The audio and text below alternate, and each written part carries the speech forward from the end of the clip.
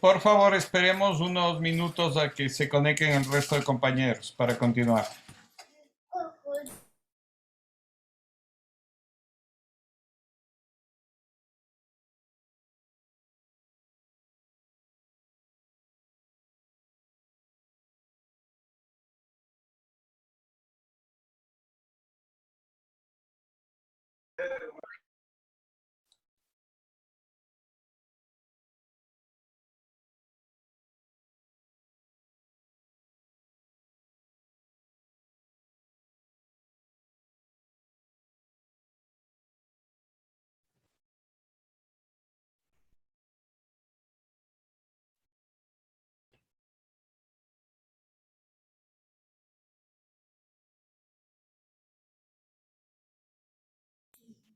Bien, por favor, continuemos. Continúa, Giovanni, por favor, estabas en uso de la palabra. Ya, como les decía, la especialidad de esa película es del uso de los planos secuencia. Y para demostrar algunas cosas dramáticas se detenía en planos, por lo general se detenía en planos largos, general largo. A mí me impresionó cuando él tapa a su hija, le tapa al hijo, cuando él sale a la madrugada, el campesino, y él se para en la puerta y el mular estaba lejos. Y sin necesidad de mover la cámara, también existe una secuencia de planos, porque él comienza a caminar y termina en un plano general en el cual él se monta en el mular y comienza a caminar el mular. Entonces para mí dije, oh, qué chévere. Pero te da una situación de que él se levanta a las 5 de la mañana para comenzar las labores del campo. Te dice muchísimo, ¿no? Entonces, sin tenerte que decir, sin hablar, él te va toda la secuencia de la película te va demostrando. A mí también otra cosa que me deja impresionada es cuando recuerdan o cuando ocurre algo malo o cuando por ejemplo, le botan al estudiante desde le disparan y él cae y dice libertad y lanza todos los papeles. Se ve el contrapicado y cómo va cayendo la lluvia de papeles. La lluvia te envuelve prácticamente la lluvia de papeles. Y cuando le ves caer, la cámara desenfoca, ¿no? Entonces te hace sentir la sensación de la persona que se está cayendo.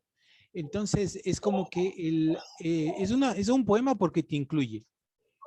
Para mí es un poema visual. De hecho, yo no quería hacer este experimento porque a lo que yo leí las preguntas, ya le dije, chévere, voy a comenzar sin leer la lectura, sí, voy a ver si es que yo logro identificar esta película.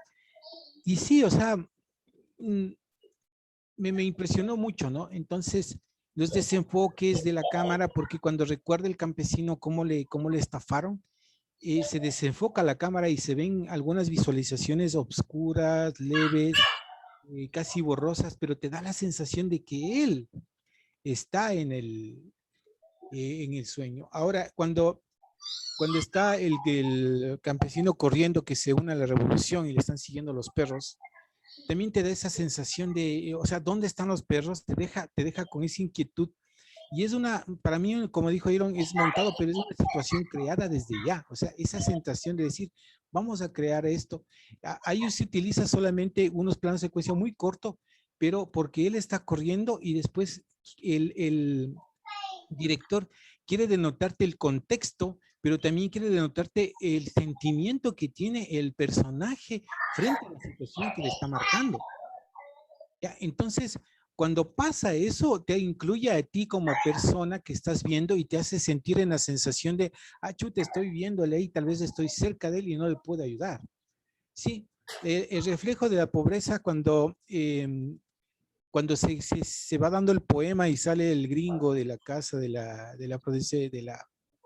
chica de María y sale de la casa y me impresiona los primeros los primeros planos de los niños, cómo te reflejan la situación de pobreza, ¿no?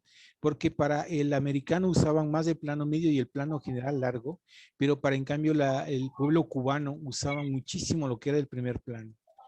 Y a lo que termina la cámara y solamente se va alzando y termina él, se está yendo, para mí refleja una situación de abandono del pueblo, porque incluso le están viendo, todos le están viendo en la situación de pobreza y de impotencia que tienen todos, No le dicen ni una sola palabra, pero él sabe que no es bienvenido. En todo ese contexto, ¿no? Cuando el campesino le deja entrar al revolucionario y está con su rifle, le dice, ¿quieres paz? ¿Y esto qué es? Y le bota el rifle. Entonces hay una cosa, ¿no? Se refleja lo que los dos están discutiendo, pero la esposa está, ¿cómo se llama? Apisonando, me parece que trigo, le está moliendo al trigo, ¿sí? Está moliendo al trigo para hacer harina, ¿sí? Entonces él le bota, pero se ve al fondo la mujer. ¿Qué es lo que te está reflejando? Te está reflejando que eso de la revolución tal vez era una situación más de machos, porque la mujer se reflejaba y se entendía en otro contexto. Pero cuando empieza el bombardeo, se ve que los dos trabajan juntos para salvar a la familia. Entonces, tiene todo eso, los desenfoques, los planos, los contrapicados. Y lo que me di cuenta es que en la película, cuando va a terminar una historia, siempre usan el picado. Siempre te utilizan el picado para darte el contexto de decir, esto es, ¿no? Y un plano paisajístico para darte el contexto de todo lo que has visto, ¿no? Entonces, también vi que van desde un plano paisajístico hasta un primer plano, primerísimo plano, en donde te puede mostrar solamente la mano del machete, ¿ya? Y después a veces solamente van desde ahí hasta el otro plano paisajístico para decirte, ya lo viste, ahora mírate desde acá arriba cómo ha dado, ¿no? Y la iluminación excelente para mí en las cuestiones de la cabaña del campesino, que fue la que mejor me pareció, porque él no deja que se preocupe los hijos, le dice, no, todo está bien, todo está chévere, le notan que está enojado, pero le dice, no, vayan a divertir, y del coraje, cómo se quema. Hay una cosa, ¿no? Que para mí me pareció un poco incoherente. Cuando tú inicias un juego especialmente en un cañaveral, mejor tienes que alejarte porque eso es como gasolina, se prende absolutamente todo. Pero me pareció, cuando él comenzaba a quemar de lado en lado y seguía viendo, era como quemar cada uno de sus problemas y al final quema la casa y él, eh, le ves que le coge al mular, le amenaza con el machete y se arrepiente. Y él se bota en el piso y cae la toma, ¿no? Se queda la toma y la toma se va alejando. O sea, para mí fue una identificación tremenda. Muchas gracias por esta película. Me dejó a mí, primero me dejó un chechoqui mental, como decimos, pero me di cuenta de que después incluso busqué yo un reportaje extra, estaba leyendo, e incluso algunos comentarios sobre esta película y prácticamente es eso, ¿no?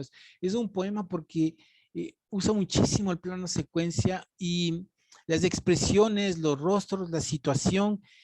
Por eso es que hay muy pocos diálogos. Por eso existen muy pocos diálogos. Incluso cuando la chica llega con el gringo y ella sabe que tiene que acostarse con él, ella se recuerda ¿no? al prometido, ¿no? Y hay una cosa que no nos dimos. Siempre se relaciona el afrodescendiente con el blanco. El afrodescendiente es el traficante y el blanco es el que domina por una situación. Cuando él está vendiendo las naranjas, la fruta, llega un grupo de blancos y le dicen, oye, ¿tienes algo para mí? Sí, tengo esta fruta de la buena, todo. Y le pasa un sobre. Y recordemos que en Cuba en aquella época lo que más primaba era la mafia, la prostitución y la droga, ¿no? Entonces, él también se dedicaba a eso y la novia no quería eso, pero en cambio, vamos a ver, ¿no? El déjà vu que tienes, que vos sabes que lo estás haciendo y sabe tu novia que te dedicas al tráfico de drogas, pero tú no sabes que tu novia es prostituta o trabajadora sexual o trabajadora autónoma, como se la ponga, ¿no?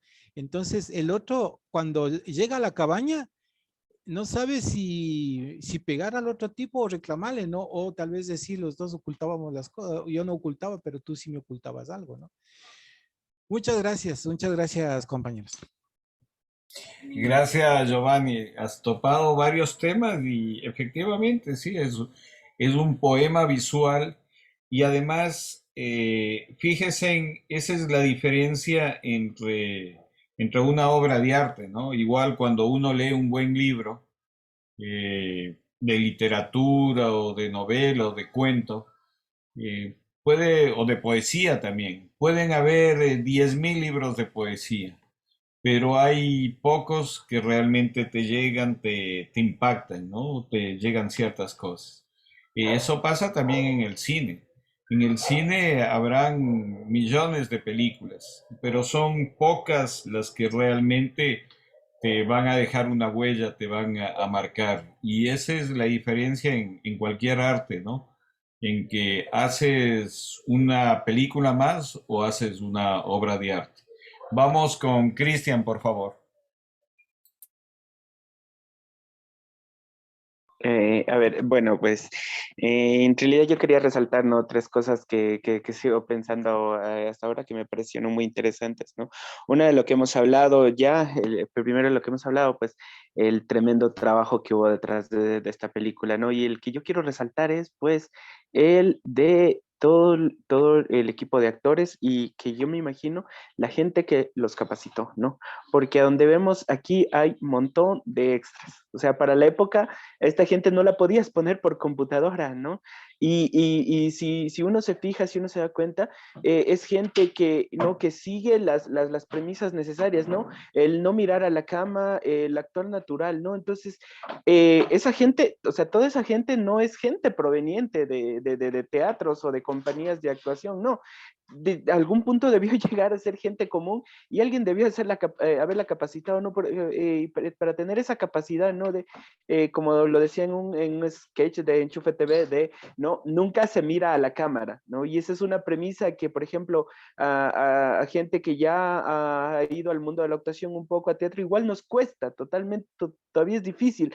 Y sin embargo, ellos lo hacen tan natural, si uno revisa todas esas actuaciones, todos los extras, nadie mira directamente a la cámara y es algo difícil de lograr. Y como digo, todos esos extras no vinieron de una compañía de teatro, de una compañía de actuación, no vinieron de contratados del extranjero, no, o sea, en algún punto necesitó ser gente de por ahí, de cualquier lado, que tuvieron que explicarle, ¿no? Y lo complicado que es, porque en un aparataje tan novedoso, en esta forma de grabación, controlar todo eso y servir a la estética de la película misma, pues es complicado, ¿no?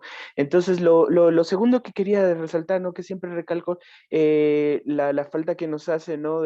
Acá el de conservar las cosas para la posteridad, ¿no? Lo vuelvo a recalcar aquí, ¿no? Estamos hablando de una película que si leíamos, pues el reportaje fue redescubierta 30 años después, ¿no? Porque solo se difundió una semana y fue censurada. Y no, miren lo curioso que 30 años después se encuentra, y no es que en cualquier lugar del mundo, se encuentra en un museo soviético. O sea, los mismos que la censuraron, la guardaron. ¿Sí? La guardaron, la conservaron, ¿no? Y eso nos falta aquí, ¿no? Así hemos perdido muchas producciones de las que podríamos sacarle mucho provecho, que no están, ¿no? Porque las hemos votado, ¿no? Porque no tenemos esa conciencia, ¿no? De guardar para la posteridad, ¿no? Y de identificar cosas que podrían ser un ícono para la cultura y el arte, ¿no? Y la tercera, ¿no?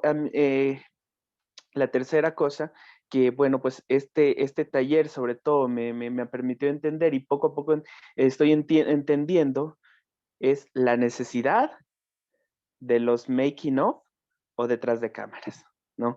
Porque hemos visto, ¿no? Película tras película, es que cómo quisiéramos que hubiera habido una cámara detrás de la cámara que nos muestre cómo hicieron todas esas maravillas, cómo hicieron eso, ¿no? Y entonces, claro, no volviendo a lo del tema de Enchufe TV, que creo que eran las primeras veces que empecé yo a ver making ofs de el detrás de cámaras, de cómo se hacía, que yo decía, esa tontera, ¿para qué es necesario? O sea, ¿para qué quiero saber? No, o sea, quiero el producto y punto para admirarlo, pero no.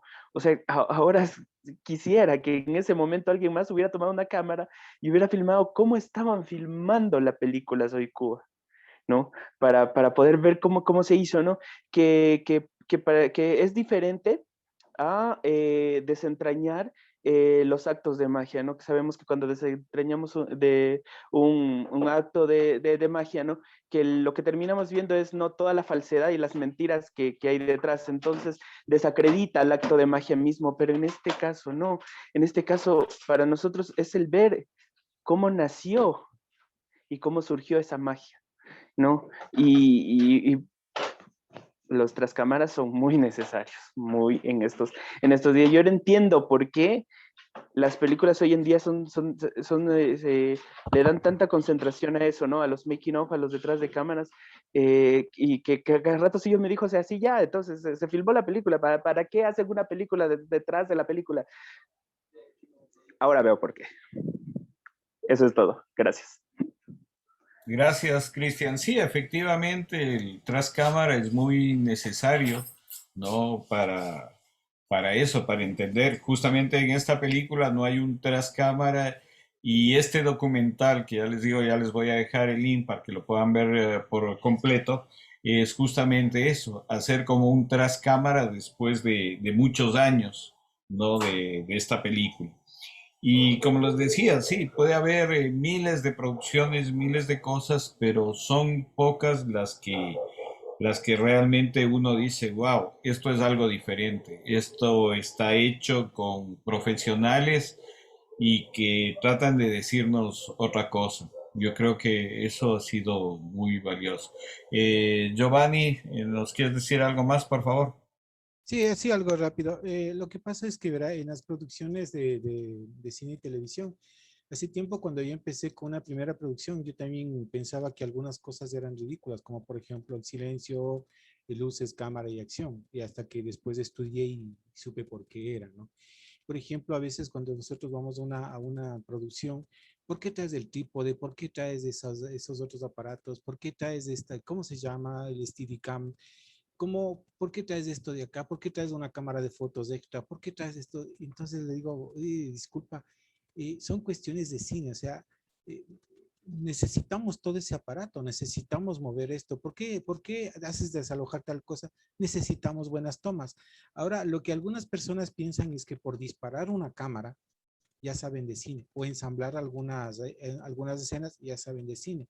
Y piensan que el contenido está en solamente los diálogos, ¿ya? Y es una cuestión de diálogos, efectos especiales, luz, incluso de cómo dependas, de cómo dispares la cámara, de dónde, de la luz, porque después en la edición, sabes que todo el trabajo de 3, 4 días no sirve absolutamente de nada.